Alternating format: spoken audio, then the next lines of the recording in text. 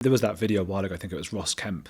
Did you see that? And he talked to three fellas, three guys just in the Middle East somewhere, and he said, was it Morocco? I don't know. Which is, if it is Morocco, it's one of the most secular Muslim countries, I think, or is it? I think it is. Everything I say now, I'm thinking, what do you mean it is? That's where something is the most. But I think it is relative. I know Tunisia and Turkey until recently was sort of some of the more reasonable ones.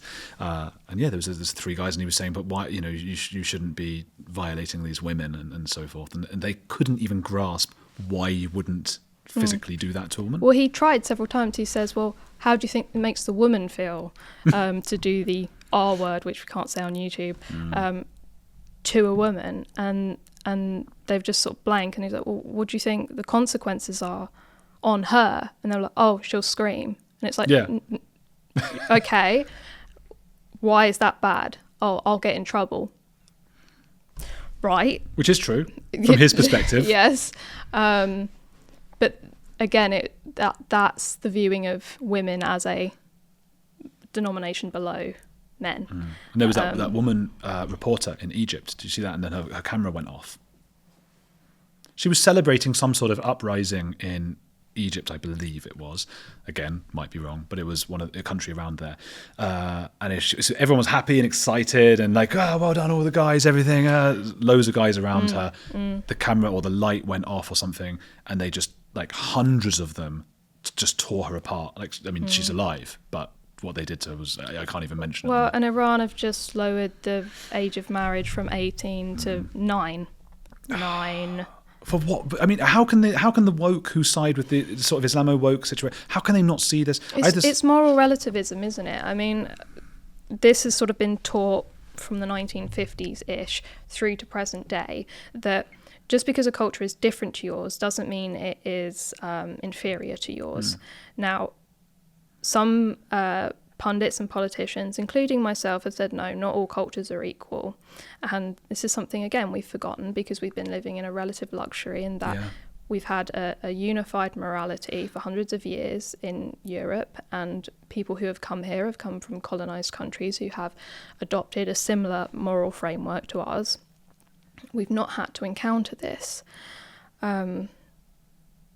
But the moral relativism is to simply say, oh, well, difference doesn't mean bad, but actually it does, and we need to start saying that it does, otherwise we can't define our enemies, and we shouldn't be saying, oh, but we shouldn't have enemies. Like this is a position of closeted people who have never encountered anything intimidating in their lives, that these are the people who they get an insult thrown at them, or someone uses the wrong pronouns, or says, oh, I'll have a black tea rather than a tea without milk, and start having a meltdown over it. It's like, you've never actually had anything bad happen to you, in some meaningful sense. You've never seen someone get mugged in the street. You've never had someone punch you in the face.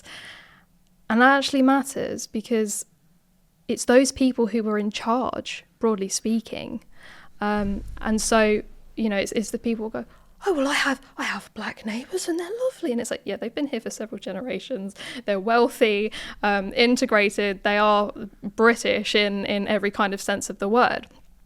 But that's another thing that needs discussing, is the definition of British. Because at the moment it's, well, whoever has a passport. This is the thing with Rudakubana, right? He's as British or you as I.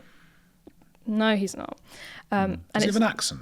Wales. Does he have a Welsh accent like that? No. I can't imagine it. He has a slight northern accent, but it's actually quite well refined. Oh, really? He doesn't have the stereotypical sort of gangster accent.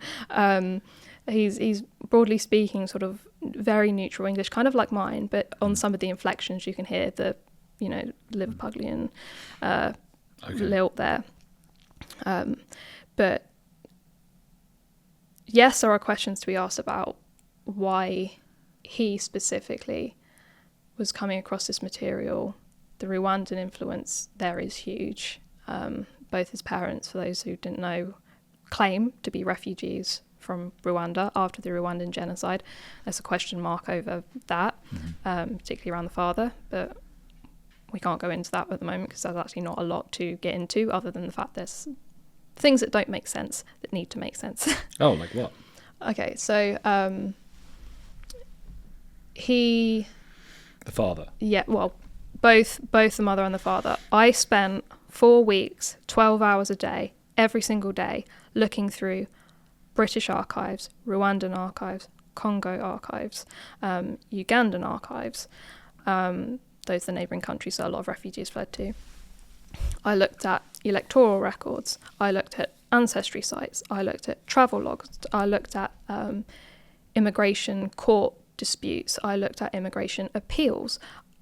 Everything that I could get my hands on. And their name does not appear anywhere once.